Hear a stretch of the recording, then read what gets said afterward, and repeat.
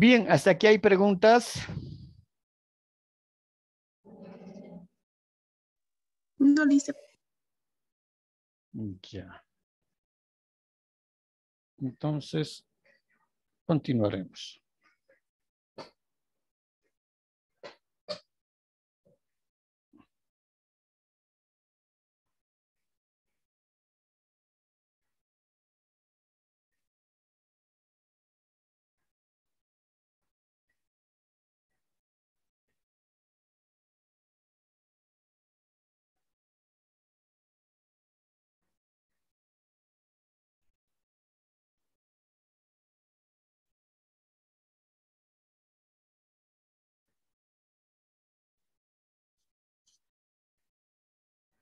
Decíamos que en algunos casos el Estado, en este caso puede ser la gobernación para el caso nuestro, o el municipio, puede establecer, construir parte de la planta turística, que podían ser los hoteles, podían ser el equipamiento para ciertas actividades, y lógicamente que los ingresos servirían para cubrir sus costos de operación y en lo posible también para generar utilidades. Porque cuando el Estado invierte, generalmente lo hace, y a esos nosotros llamamos proyectos sociales, porque no están persiguiendo fines de lucro. Es decir, el Estado pone el dinero para las construcciones, la infraestructura, todo eso.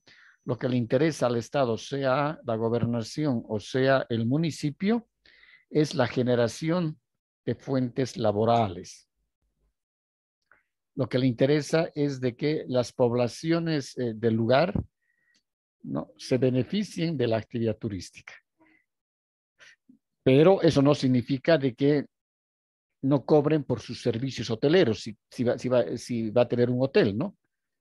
Entonces, muchas veces lo que hace es, a pesar de que el establecimiento de hospedaje es de propiedad del Estado, pero como a veces sabemos de que el Estado no es buen administrador de los bienes, entonces lo puede alquilar, ¿no?, a una empresa privada y recibirá un monto económico mensualmente el municipio, y quien administra va a generar los recursos económicos con la prestación de servicios, tendrá el personal necesario, pagará sueldos, beneficios sociales, depreciaciones, etcétera, pero quien recibe el monto de beneficio económico es la alcaldía, ¿no? Y la alcaldía con eso también va a ir recuperando de alguna manera la inversión que ha realizado.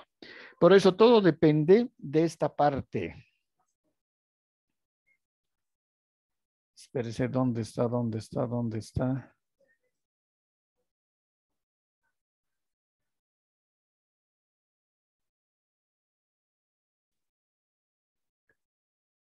Esta parte.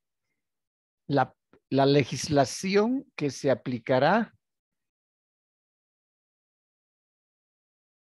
a cada proyecto, ¿no? Depende mucho de la ley, de la norma legal con la cual se ejecute el proyecto a diseño final, o en este caso se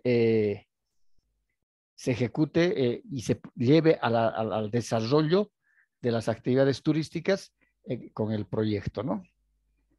Una sería la elaboración del proyecto y otra sería la ejecución del proyecto. Mucho depende de la norma. O tal vez se dirá, no, solamente el Estado se va a dedicar a poner la infraestructura de vialidad, los servicios básicos, etcétera. Y la empresa privada es la que va a ser la que va a invertir en la planta turística, en la infraestructura turística. O será de que los propios comunarios puedan ser a la vez los propietarios, entonces cada proyecto tendrá que ver la forma de poder financiarse, ¿no? Porque en este caso el gobierno no puede, sea municipio, elaborar una infraestructura y regalar a los campesinos, no se puede, la ley no permite. Entonces, sí, el gobierno, el municipio podrá mandar a elaborar el proyecto a diseño final, ¿no? Y para ya ejecutar ese proyecto a diseño final, las construcciones y todo eso, entonces puede buscar financiamiento de cooperación internacional. Y en ese caso, la cooperación internacional va a regalar los fondos económicos y esos establecimientos podrán ir en propiedad de los lugareños. Eso, por ejemplo, es lo que ha hecho la cooperación española en Bolivia cuando se ha hecho la restauración de las iglesias en Potosí. La mayor parte de las iglesias coloniales del área histórica de la ciudad de Potosí han sido restauradas por la cooperación española. Entonces, los dineros ha puesto la cooperación española. Pero también habían algunas construcciones que las llamamos obras civiles, que eran construcciones de la época de la colonia, pero que eran casas privadas. Entonces, también la cooperación, viendo la importancia arquitectónica, histórica que han tenido esas casas, porque habían algunas casas inclusive del año 1600, ¿no? Que eran construcciones civiles, casas privadas, no eran iglesias. Entonces, sí, también la cooperación española ha financiado la restauración de esas casas. Y los dueños han puesto alguna parte, por lo menos el 10% de todo el presupuesto de las restauraciones. Es ejecutar, porque era un proyecto para restaurar, una iglesia, un proyecto para cada actividad, ¿no? En este caso, para cada iglesia. Y también para cada casa, porque hay que trabajar los presupuestos, los costos, los planos, etcétera. Utilización de los materiales de la época y todo eso. Entonces, la cooperación española ha hecho esas inversiones, ha regalado esos dineros, con el fin de que esas casas no se caigan y que formen parte del patrimonio cultural de la ciudad de Potosí. Entonces, mucho va a depender por eso de la gestión que se tenga en el plan. Y la parte de la ejecución del plan, ¿no? La ejecución del plan va a depender mucho también de la parte de la gestión que se haga para poder cumplir lo que dice el plan en todo su proceso de ejecución de sus proyectos ya y se abran las puertas de los establecimientos de hospedaje, de las actividades turísticas, la gente ya va a estar capacitada, ya van a haber actividades, va a haber infraestructura y también ya va a haber la parte de la promoción y la publicidad turística, ¿no? Entonces ya se empieza a operar. Adopción e integración del plan. Una vez consensuado el plan, es decir, el Estado y los privados, y esta parte ya se ha consensuado justamente en la ejecución del plan, ¿no? Es decir, en la parte en la formulación del plan ya se ha consensuado para la ejecución del plan. En la formulación del plan ya como se trabaja también con los representantes del sector turismo del municipio o también los representantes de otros sectores, como por ejemplo el presidente de la ABC, el gerente de la ABC, etcétera, de transmisiones para ver la parte del tendido del cableado en las redes eléctricas y todo aquello, porque con ellos se ha consensuado el plan. Entonces, lógicamente que hay un consenso el plan entre el Estado y el sector privado, porque también el sector privado va a participar, el sector privado va a participar en la elaboración del plan, ¿no? Y en la formulación y en la ejecución. Entonces, seguramente que el sector privado, hemos visto por medio de cada uno de sus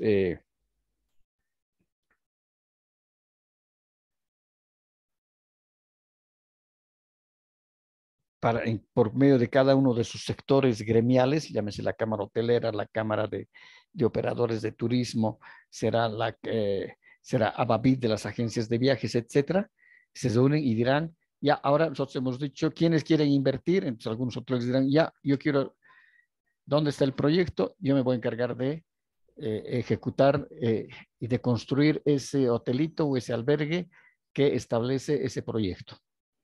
Entonces, como todo ya está bien concatenado en la formulación del plan, ya todo se ha concatenado, entonces inclusive los terrenos, el Estado ya tiene una ley nacional y dice el Estado va a vender esos terrenos y los van a dar pues a un precio casi regalado, ¿no? Bajo la condición de que venga un inversionista y que construya un hotel. Entonces, el Estado, como Estado, tiene la facultad, teniendo una ley nacional que lo ampara, va a vender, por ejemplo, si es una hectárea de terreno, esa hectárea de terreno la dará pues, en $5,000. Pero eso está sujeto a una condición, y esa condición es de que quien compre el terreno tiene que invertir en la construcción de un hotel de acuerdo al proyecto de factibilidad económica financiera que forma parte del contrato de compra y venta del terreno. Porque por ahí compra el terreno y después ya sea loco el que ha comprado, dice, no, lo voy a volver a vender el terreno, lo ha comprado en $5,000 y lo va a vender en $100,000. No. Entonces, siempre este tipo de contratos entre el Estado y los privados están sujetos a condiciones. Y no nos olvidemos que un contrato es el acuerdo de voluntades para crear o extinguir una relación jurídica. Entonces, ese contrato que firma el municipio, que está amparado por una ley, y el municipio es quien va a vender ese predio, ese terreno, entonces es en base a un contrato y en ese contrato claramente se establecen las características con las cuales el Estado está vendiendo ese terreno. Entonces, toda esa parte, por eso decimos que el plan en su formulación siempre necesita un cuerpo normativo, ¿no? Necesita un cuerpo de políticas y un cuerpo normativo que haga cumplir esas políticas. Y aparte, cada proyecto tendrá también su cuerpo normativo, sus normas, sus proyectos de normas. Entonces, eso a nosotros nos permite de que el plan se va a ejecutar tal cual como ha sido concebido. Adopción integral del plan. Una vez consensuado el plan, Estado y privados, hay que consensuar, decíamos, con otros planes de desarrollo de la región o del país. Lógicamente, por ejemplo, ahora estamos hay una ley que el gobierno está poniendo de que toda la planificación de todas las actividades del Estado sean municipios, es decir, donde tenga que ver el Estado, ¿no? Cualquier plan tiene que estar mirando el plan de desarrollo nacional, que es la ley que actualmente han promulgado y están peleando, ¿no ven?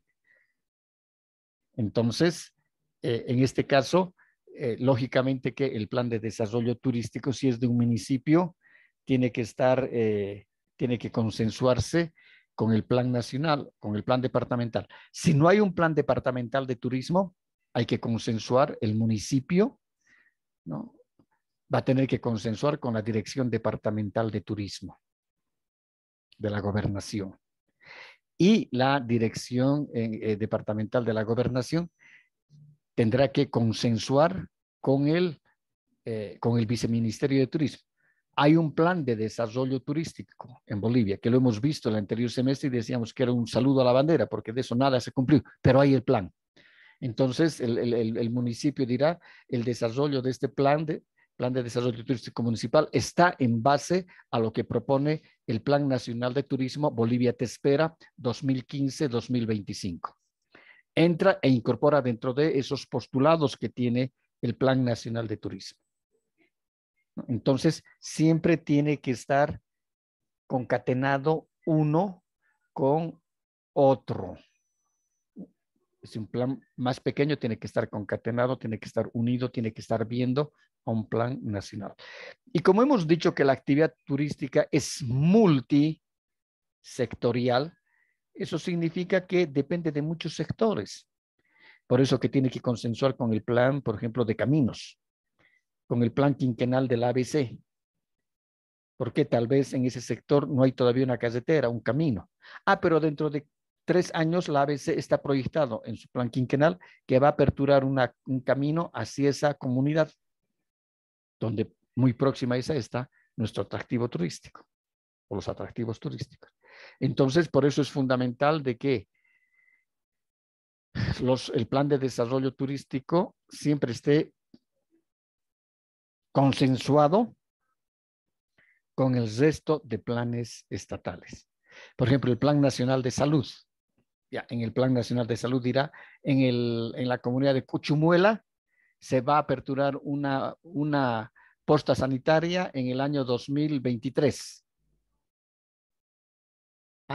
Entonces sabemos que ya se va a crear una posta sanitaria el año 2023.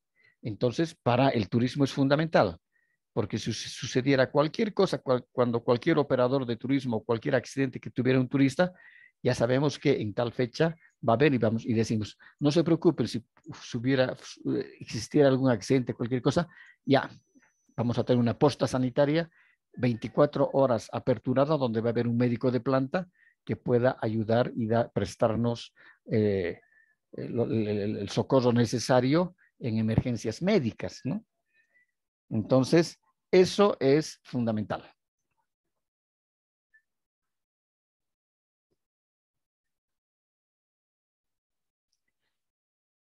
Lo mismo tendrá que pasar con el plan de carreteras, el plan de industria, el plan de comercio, etc. Y aquí volvemos a ver lo que habíamos establecido hace rato. La legislación turística se debe promulgar leyes para dar cumplimiento al plan de desarrollo turístico. También hay que revisar otras legislaciones de la región o país para compatibilizar intereses. En este caso, por ejemplo, si se quiere poner en valor atractivos turísticos que están dentro de un área protegida, lógicamente que tenemos que haber visto, en este caso, la ley del medio ambiente y también la ley propia, porque cada área protegida, cada reserva nacional, cada parque nacional tiene su propia ley. Entonces, para ejecutar ese proyecto, por ejemplo, se ha tenido que consensuar con los responsables de esa área protegida y decir, turísticamente queremos hacer esto con esto, ¿qué dicen ustedes?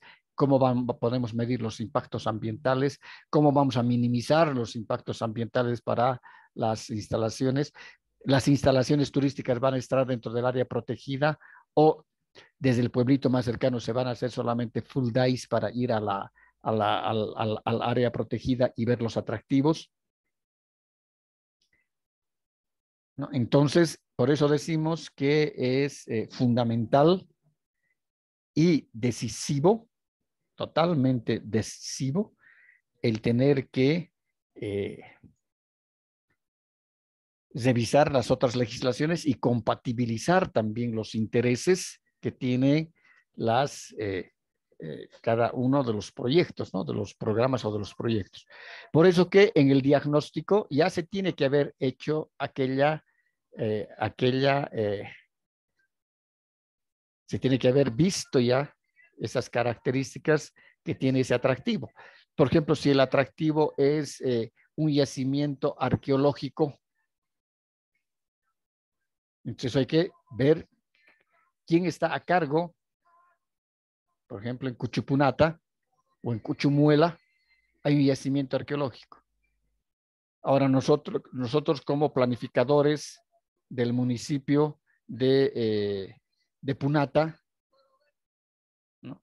Entonces, lógicamente que exigiremos también que el consultor, si el proyecto va a salir para poner en valor esas características o esos vestigios de la cultura inca que puede haber existido allá, entonces esa parte arqueológica alguien la tiene que manejar, ¿no? Será el Ministerio de Culturas. Y el Ministerio de Culturas como no tiene el personal de planta arqueólogos, ni tampoco la gobernación en Cochabamba tiene arqueólogos de planta, Entonces, lo que hacen estas instancias es deslindar responsabilidades. ¿Cómo deslindan las responsabilidades? Es decir, esa tuición le van a pasar a la Universidad Mayor de San Simón. ¿Y qué instancia o qué departamento de la Universidad Mayor de San Simón? El Museo Arqueológico. Entonces, el Museo Arqueológico es la única instancia en el departamento de Cochabamba que puede realizar excavaciones arqueológicas o puede recolectar piezas arqueológicas o puede hacer restauración de monumentos de civilizaciones precolombinas o vestigios de civilizaciones precolombinas. Entonces, eso significa que la consultora que se adjudicó el plan tiene que consensuar con el Museo Arqueológico cómo van a hacer para poner en valor, ¿no?, esos yacimientos. Entonces, ese proyecto en específico va a ser trabajado con los arqueólogos del Museo de la San Simón. Y ahí hay varios. Entonces van a coordinar las acciones. La consultora no le pagará nada al arqueólogo, porque quien le paga es la Universidad de San Simón, ¿no? Para hacer investigación, son profesionales tiempo completo. Entonces, se tiene que coordinar con esa instancia. Porque si no, hay una ley que prohíbe hacer excavaciones en patrimonio, en este caso, excavaciones para buscar bienes, dice, para buscar bienes que corresponden a culturas precolombinas en Bolivia. Y quien esté negociando o tenga bajo su poder sin permiso necesario estos bienes serán sancionados por la ley penal. Entonces, todas esas cosas, por ejemplo, todas esas connotaciones hay que saberlas. Por eso que dentro del equipo de profesionales que va a tener la consultora, tiene que tener un abogado que sea especializado en legislación turística, que conozca todas esas características para no cometer errores, ¿no? Entonces, por eso decimos de que el plan es un todo.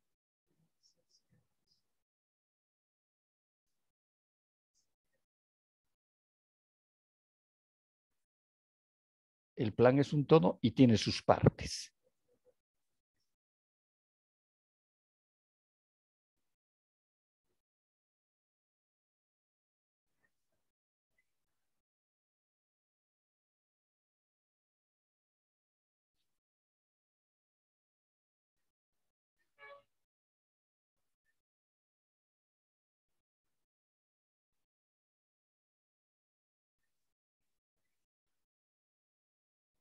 Y cada una de las partes está interconectada una con otras. Entonces, si nosotros concebimos al plan como un todo, vamos a trabajar el todo es el plan, pero el plan tiene sus partes. Por ejemplo, es la parte legislativa, la parte normativa. Esta tiene que estar mirando la parte ambiental.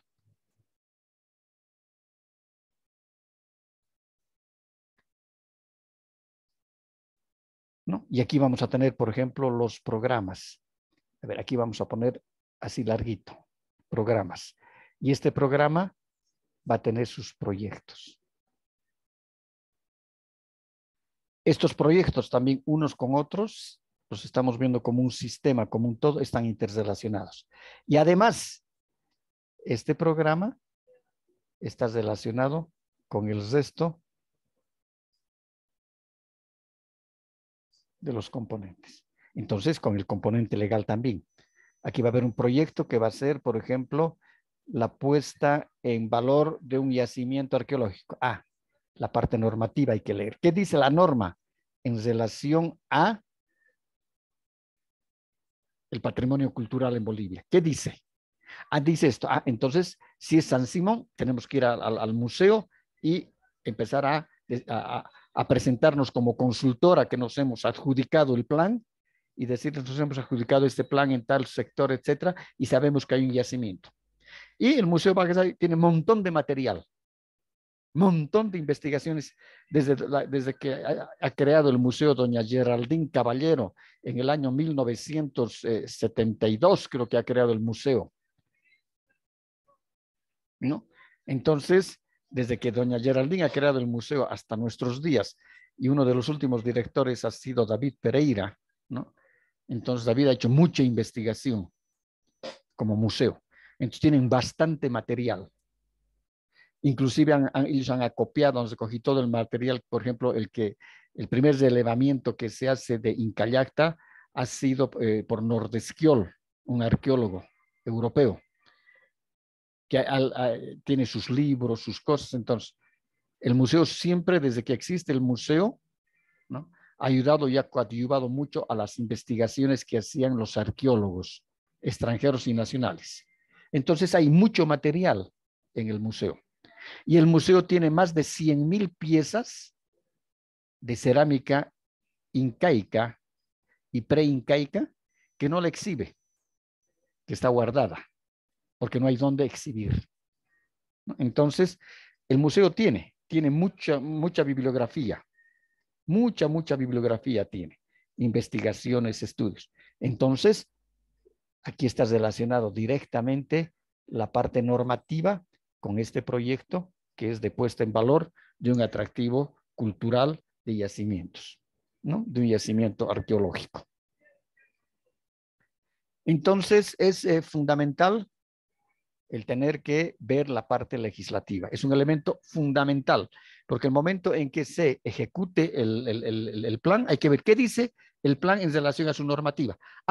El gobierno nacional tiene que promulgar una ley. Ya, aquí está el proyecto de ley. A ver, la mejoraremos, hay que presentarla. Que el municipio la presente como al Consejo Municipal y el Consejo Municipal va a sancionar la ley como ley municipal, y luego esa ley municipal puede ser una ley departamental. Entonces vendrán aquí a la asamblea departamental, a la asamblea legislativa departamental, los de Cuchupunat, los de Punate, y dirán, estamos poniendo en valor Cuchupunate, entonces necesitamos esto. Ya, y aquí la asamblea les va a aprobar, van a sacar la ley departamental para poner en valor los atractivos turísticos de Cuchupunata. Y si quieren tener mayor apoyo, esa norma hay que pedir, se pide a los legisladores nacionales que tienen base en Cochabamba, diputados o senadores por Cochabamba, de que esa propuesta de ley la lleven al Congreso Nacional, para que la pongan a la comisión que corresponde dentro del Congreso. Y ahí la puedan estudiar y luego la puedan poner en discusión en las cámaras, en la Cámara de Senadores, en la Cámara Alta y en la Cámara Baja de los Diputados.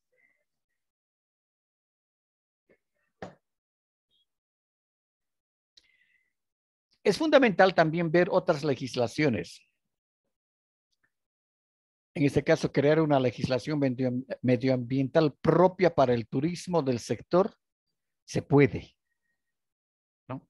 Entonces, dentro de la formulación del plan, tal vez, y de su parte normativa, se está creando una nueva legislación ambiental para un atractivo turístico natural.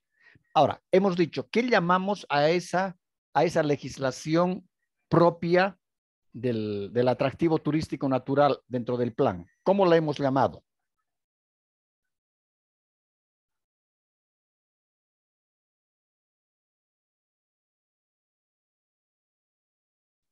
Pame.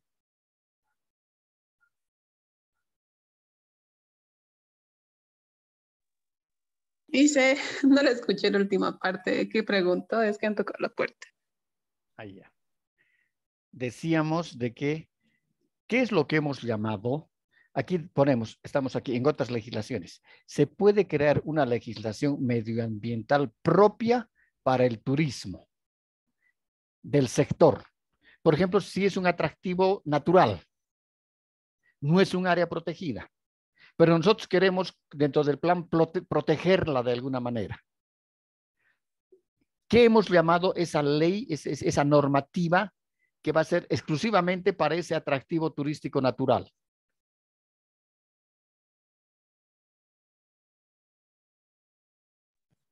Y no me acuerdo, dentro de la formulación del plan me dice el liceo. Claro, en la formulación del plan, pero ¿qué llamamos a esa norma? No es una ley. ¿Qué hemos llamado?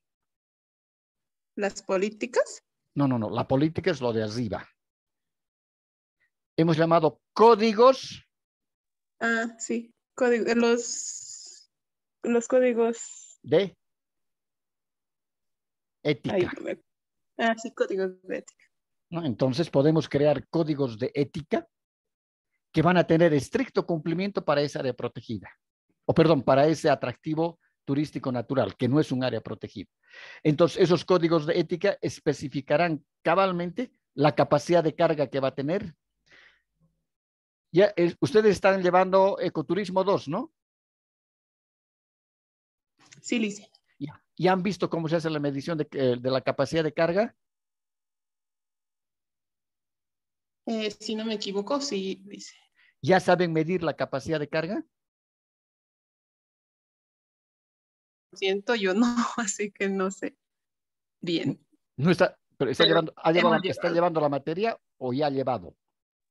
estamos llevando, pero ahorita ya estamos en la parte, eso hemos llevado creo al principio, o en Ecoturismo 1 creo No, que no, no, llevamos no. esto y ahorita No, no, no. En estamos. Ecoturismo 1 han llevado todo lo que son áreas protegidas, características de las áreas protegidas. En Ah, sí, sí, Ecoturismo sí. 2 ya llevan lo que es una parte, es medición de capacidad de carga, y habíamos quedado con la licenciada Andia que van a llevar en base a la teoría de Cifuentes.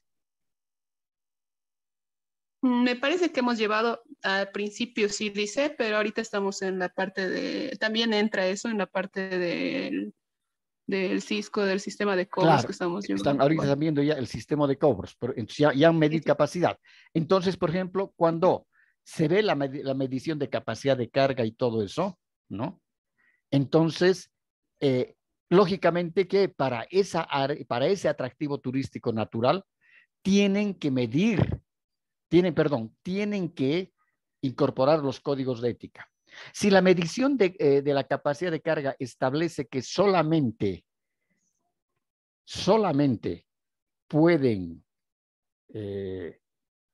esa senda ecoturística solamente puede recibir 50 personas día, entonces en el código de ética tiene que estar solamente 50 personas. Y ese código de ética, esa disposición es ley para quienes administren la actividad turística en esa área protegida.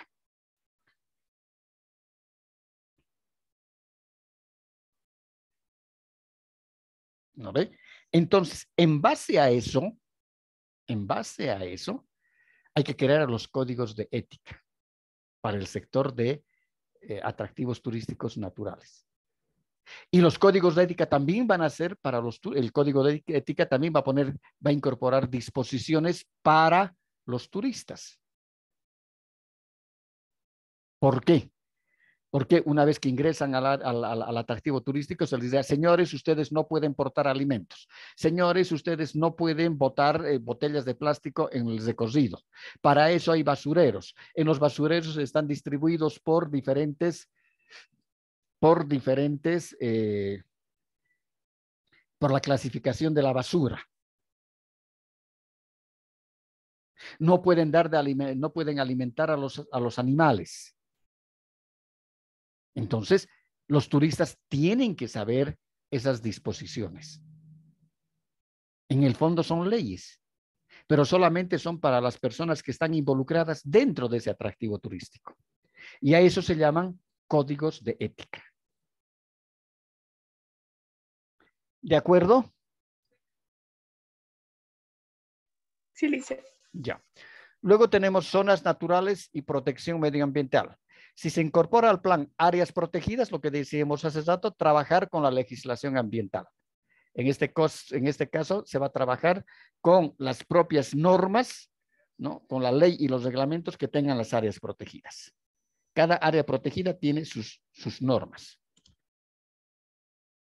Hay que hacer una distribución por fases del plan y escalonado. Es lo que veíamos ese cronograma de Gantt, ¿no ve? Por fases, en tiempos, factor tiempos. Cada fase comprende comprende el crecimiento del mercado. Es decir, no voy a poder pasar a la segunda fase para desarrollar y ejecutar esos proyectos, ¿no? Si no se cumple lo que se había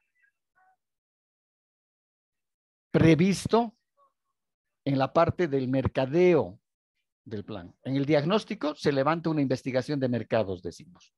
Y cuando se formula el plan, se dice, el plan establece que sin plan había 100 personas, 100 turistas fin de semana.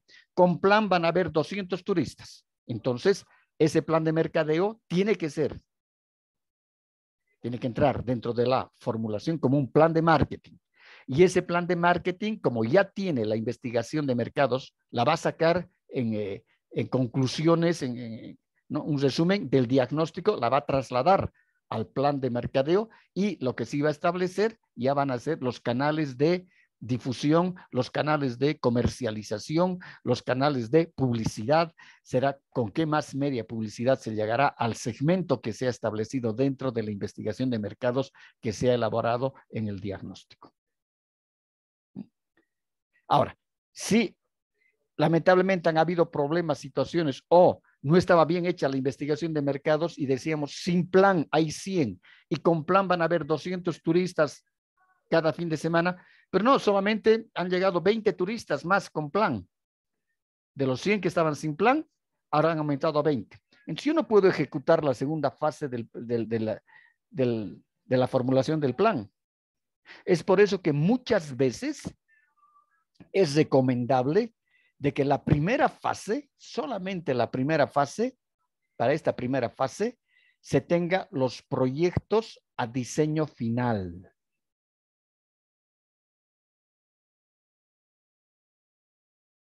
A diseño final.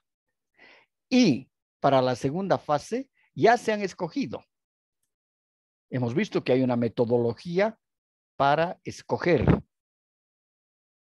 Hay una metodología para, ¿no? Y hemos visto que se transversaliza la parte económica, en la parte ambiental, todo eso para seleccionar. Aquí están en perfiles. Muchas veces vale la pena que se queden en perfiles. Para la segunda, para la tercera y para la cuarta parte. Los proyectos van a quedar los proyectos en perfiles. Pero ya están clasificados. ¿Cuáles van a ser? ¿Cuál es el 1, cuál es el 2 y el 3 en ejecutar? Entonces, viendo lo que realmente está muy bueno y que ya no han sido ni siquiera 100 los turistas que han llegado extras con el plan, sino son 120. Hay que mandar a elaborar urgentemente estos 2 perfiles de proyectos que pasen a ser proyectos de factibilidad económica financiera. Se elaboran, inmediatamente se ejecutan. ¿Por qué? Porque nos está dando, pues, esto nos está dando las luces.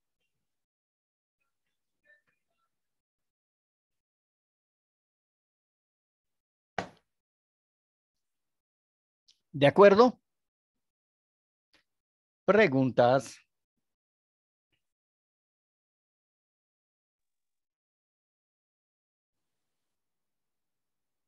Dice, dígame. a la parte de selección de los proyectos y eso que estaba hablando, ¿qué dijo? Que era en base a la inversión y a la rentabilidad, ¿verdad? Claro.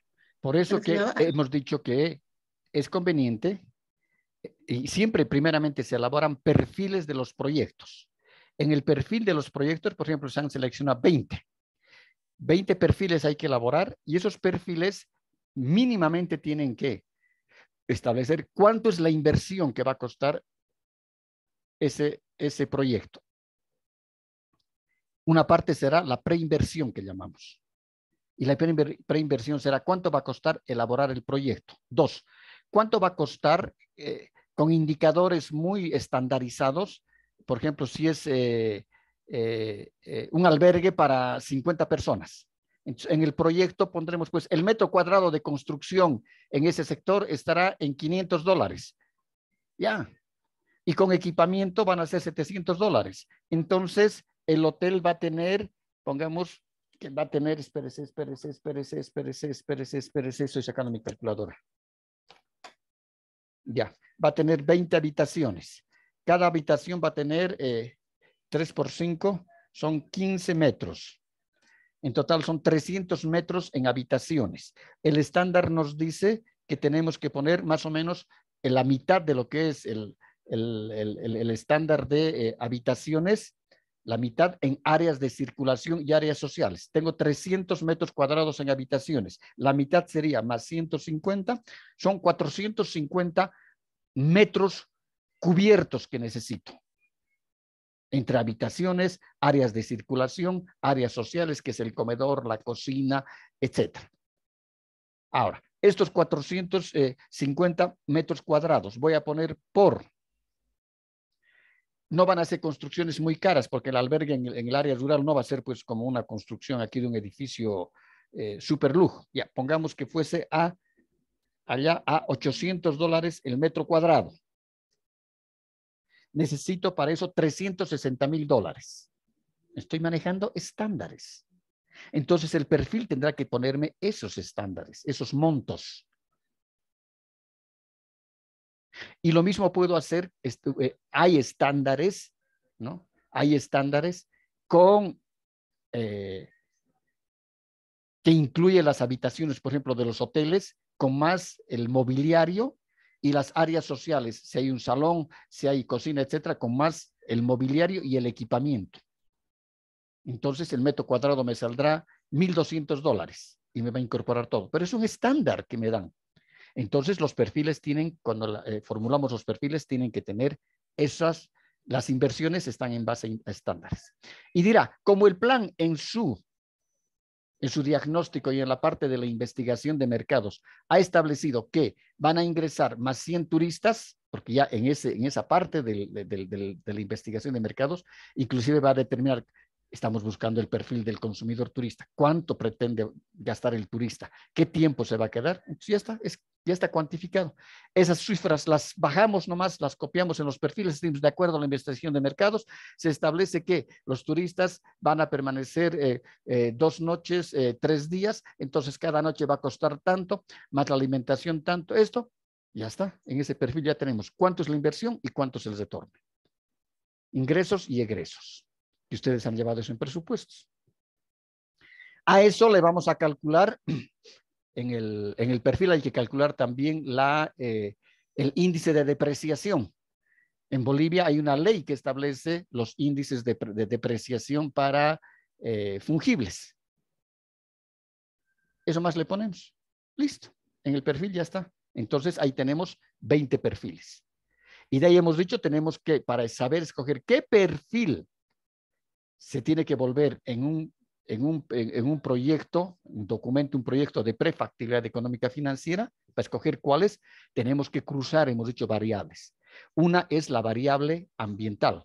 Tal vez entre los 20 proyectos que hay un atractivo turístico muy lindo, pero resulta que en el diagnóstico que hemos elaborado nos dice de que esos espacios son muy susceptibles a ser depredados si se dedican a una actividad como el turismo. Entonces decimos, no, ambientalmente no vale la pena tocar aquello porque va a haber incendios, va a haber esto. Uy, no, es preferible ir a otro lugarcito que también está priorizado. Entonces, mejor el proyecto 2, el 1 no sirve. Es mucho la inversión está buena, la rentabilidad está bien, pero el costo ambiental es muy alto, entonces mejor desecharemos hasta ver otra posibilidad. Entonces, de ahí vamos a ir escogiendo con qué perfiles vamos a trabajar, la primera fase, la segunda fase, la tercera fase. Vale la pena, decíamos, en esta primera fase, de que estos perfiles se vuelvan en proyectos de factibilidad económica financiera para la primera ejecución. Y para el resto de la ejecución que puede estar, hemos dicho que las ejecuciones generalmente son quinquenales, ¿no? O puede ser cada 3 años. Entonces, viendo el comportamiento de la demanda, decimos estos 3 sí. Aquí hay 3 proyectos que están en perfil, hay que mandar a elaborar, hay que licitar la elaboración del perfil. Y luego hay que construir, ejecutar el perfil. Porque hemos visto de que realmente había sido impresionante la demanda que tiene esos atractivos turísticos. ¿De acuerdo, Pame? Sí, Lice, gracias. ¿Alguna duda más? No habiendo más dudas, nos vemos entonces el día jueves, que es nuestra última clase. Sí, Lice, hasta el jueves. Hasta el jueves. Hasta luego.